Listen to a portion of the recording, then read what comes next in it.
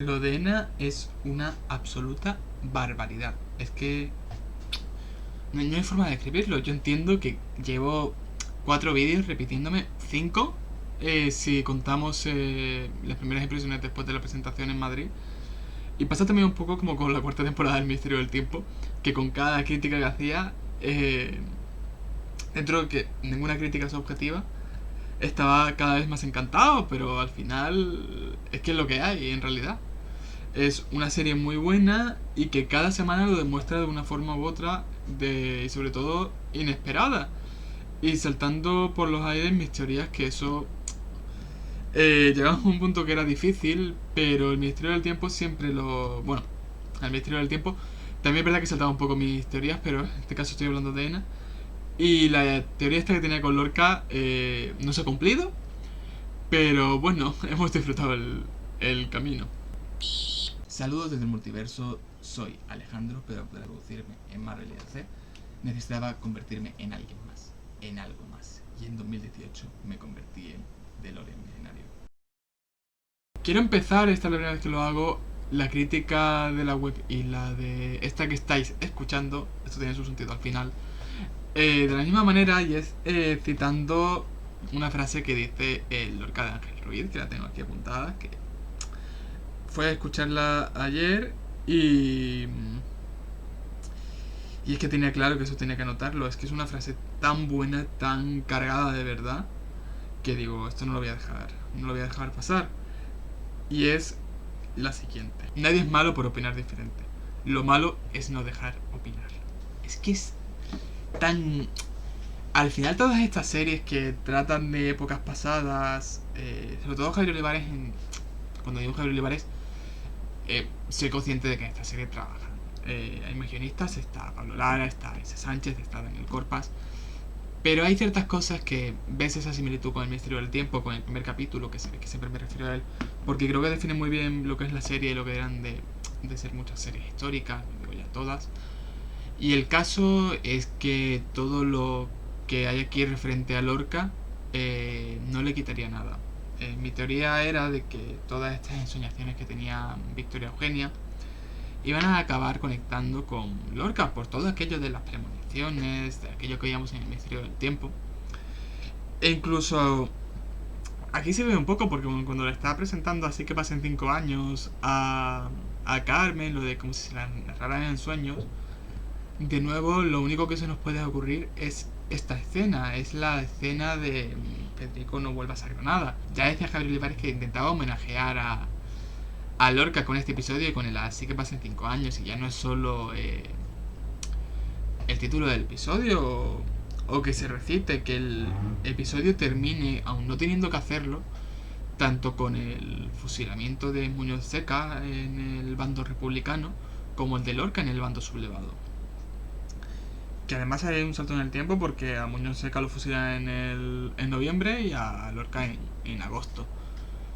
Pero yo creo que esa es la gran clave que hay en esta serie. Y es que no muestra cosas que tengan que ser necesarias. Muchas veces hablamos de cómo en la era del streaming se ha perdido el relleno. Todo lo que hay es porque tiene que... No voy a decir servir a un propósito, pero sí que no tiene que haber nada que te distraiga de la trama central. Por no decir que no hay subtramas como la había antes o cabeceras largas. Es todo más masticadito. Y en este caso ya no es una cabecera preciosa con el temazo de Kimberly, toda la imagen de archivo, que es una cabecera yo creo que más larga, al menos se me hace más larga que la del Ministerio. Pero el caso es que el episodio cuando empieza, que tampoco de nuevo tendría por qué empezar así, te mete en la caída de la bolsa del 29, el crack del 29, con esa persona, bueno, pues al ver que Wall Street lo ha petado, claro, es que entre decir Wall Street ha petado y lo ha petado hay una pequeña diferencia. El caso es que ve que se ha quedado sin nada y lo que decide es pues tirarse por la ventana, que es algo que se ha dado siempre, bueno, al menos yo he dado siempre en historia, pero no pensaba que lo iba a ver en una serie, y mucho menos una serie sobre la reina Victoria Eugenia. Y lo decía en la crítica del anterior capítulo, y Y es que es una pena de que al final esta serie, que de nuevo es maravillosa, es una genialidad, Javier Olivares se ha revolucionado a sí mismo, sea solo sobre Victoria Eugenia, porque te pierdes así muchas cosas. A mí un spin-off del desastre anual, o uno de propio Alfonso XIII, de Primo de Rivera, hay tantas cosas que se podrían aprovechar que me da pena que todo esto acabe la semana que viene y con solo estos 6 episodios. Eh, al De hecho, Javier Olivares vio mi crítica al respecto y me puso esto. Tal vez de otra manera no se habría podido contar ese periodo. Veamos el lado positivo, aparte del personajazo que es Eina. Sí, por ese lado, la verdad que sí, y reconforta un poco. Pero por otro lado, ojalá que esto sea lo que marque el camino para que se sigan haciendo más series históricas de este estilo. No sé si será el caso, pero desde luego es lo que a mí me gustaría, porque incluso hoy, precisamente a raíz de este tweet, me ha llegado un comentario de que una cosa es una ficción histórica y otra cosa es un libro. A ver, sabes que tampoco me gusta hacerme enterado, pero sí que me he leído algún libro de historia. Este verano me leí uno me leí varios, pero me leí uno de Paul Preston de 600 paginitas que va desde finales del 19 hasta mediados del 20, si no me equivoco. Entonces te lo resume todo bastante. A ver, te lo resume todo bastante bien, son 600 páginas. Pero el caso es que se para mucho en el sistema de la restauración, la historia de Primo de Rivera. Y tampoco creo que no haya aprendido nada con esta serie que no venga en un libro. Sé que la ficción de una serie no es enseñar sino entretener, pero creo que se pueden hacer las dos cosas. Precisamente contestando a esta persona, todo de. Bueno, contestando a esta persona porque creo que sí que se pueden tener debates así en redes. Un tuit que puso Pablo Lara, un hilo, en el que hablaba de que, bueno, pues todo el tema de quienes se quejan de esos fallos históricos en INA, que no digo yo que no pueda verlos, pero el caso es que no critican porque haya un baile en fechas, que eso puede pasar, sino porque dicen que no están documentados o porque no les cuadra con su visión de la historia. Y cuenta, que también lo cuenta en la entrevista que tengo que publicar, en teoría la publico mañana. Leyeron para hacer la serie más de 6.000 páginas de documentación. Y con todo esto veo un comentario de Tusti de las Heras, que es la actriz que interpreta a Conchita.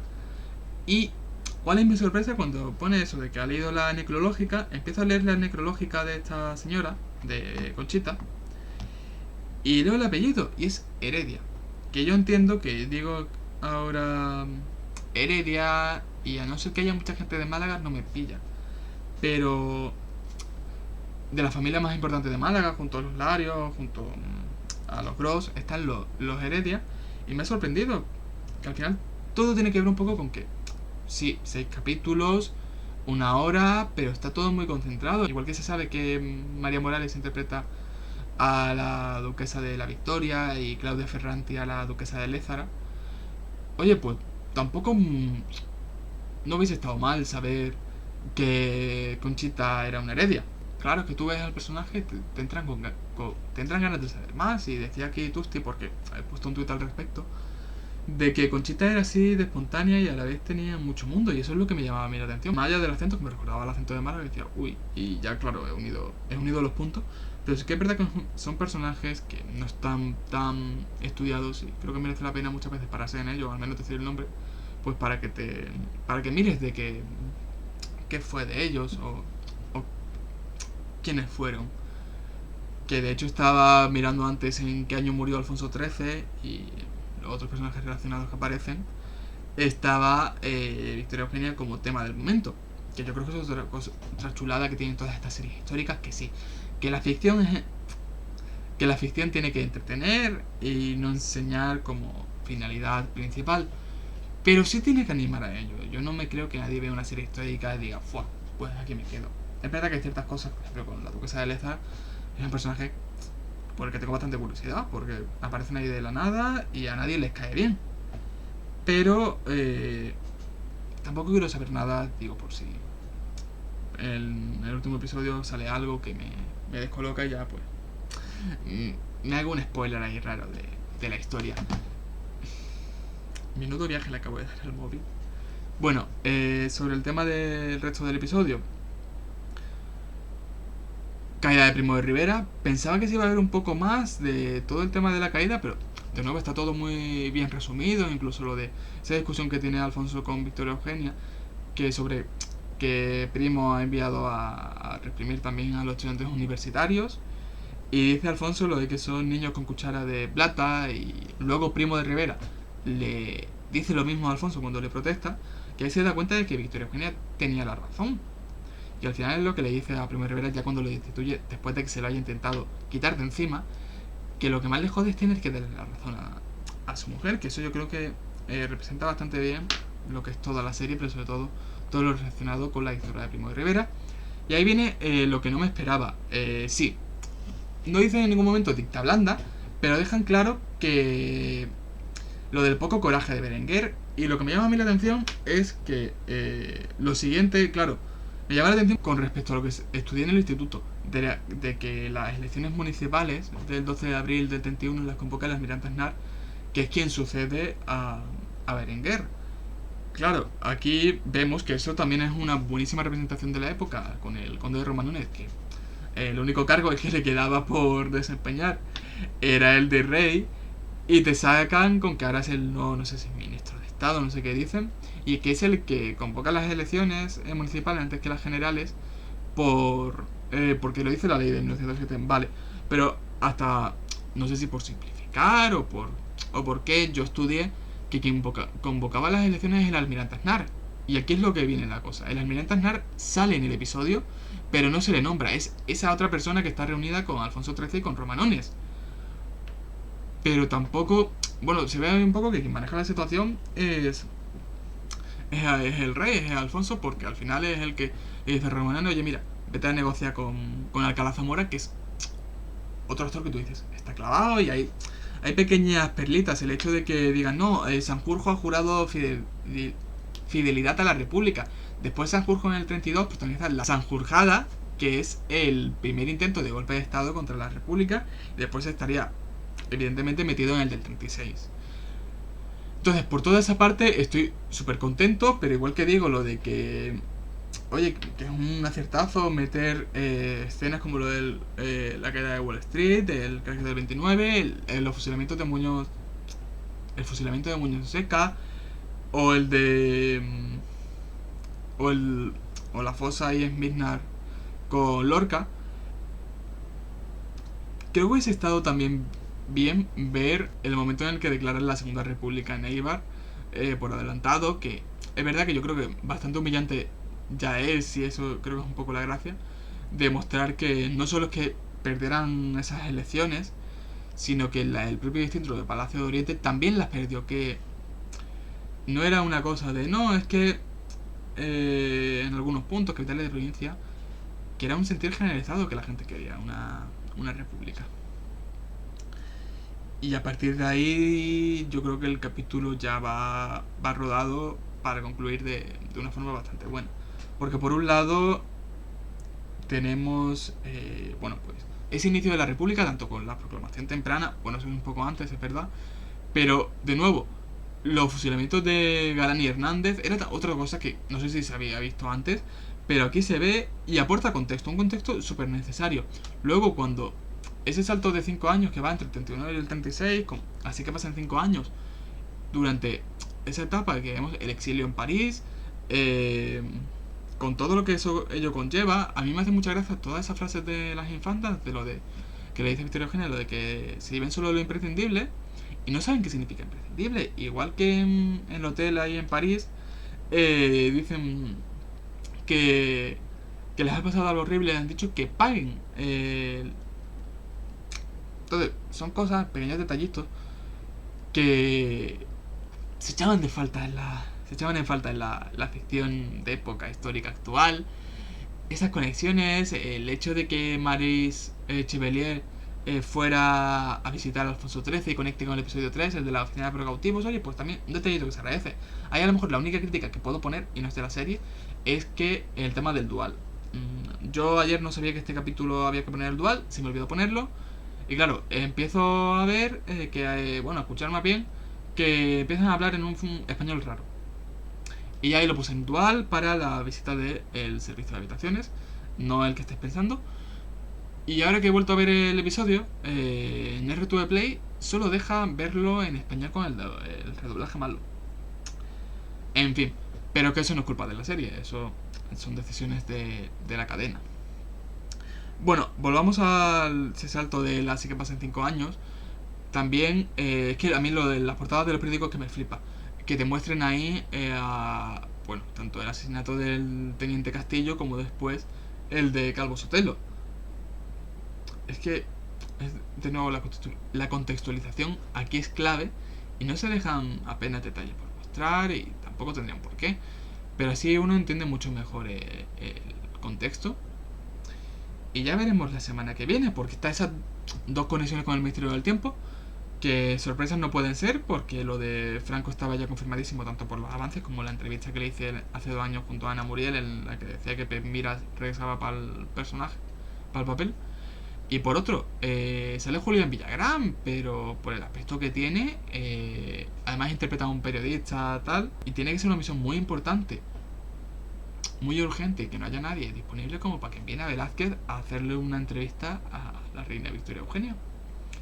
Que a no ser, porque claro, yo decía, no, lo mismo tiene algo que ver con Irene antes de ser Irene, pero cuando vuelve Victoria Eugenia a Madrid es en el 68, si no me equivoco. Y en el 68 Irene ya había dejado el ministerio, porque cuando Viridiana, que es el capítulo en el que vemos a su marido, es en el 61. Entonces eso no puede ser.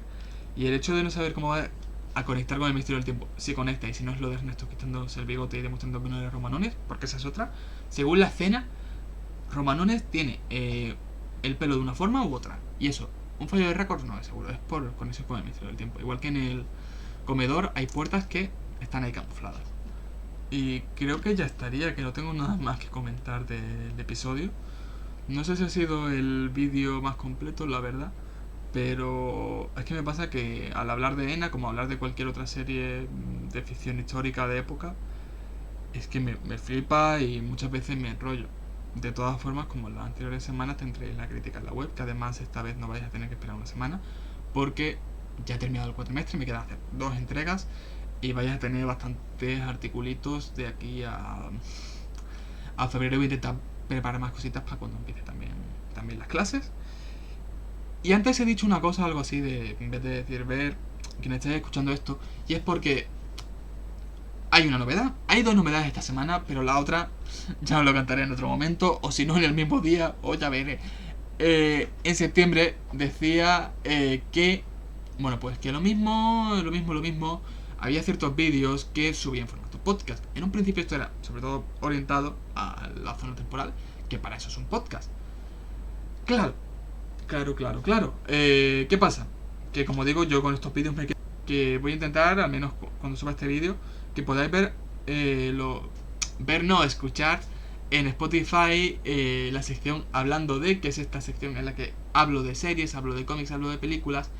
En Spotify hay evidentemente episodios más largos, episodios más cortos, y la clave aquí está en llegar a otro público, pero eso lo voy a explicar en Spotify en cuanto suba el episodio de presentación. ¿Me gustaría tenerlo hoy para las 8? Sí, me gustaría. ¿Va a ser posible? Creo que no. Pero de todas formas, para la semana que viene vais a tenerlo sí o sí. Va a estar complementado con episodios anteriores, incluso que no sean de este año. Y así que nada, yo me despido por hoy. Lo único que me queda por decir es que, como siempre, tienes en la descripción del vídeo o del podcast todos los enlaces a los artículos que he escrito relacionados con INA y alguna fuente consultada. En este caso creo que no hay ninguna.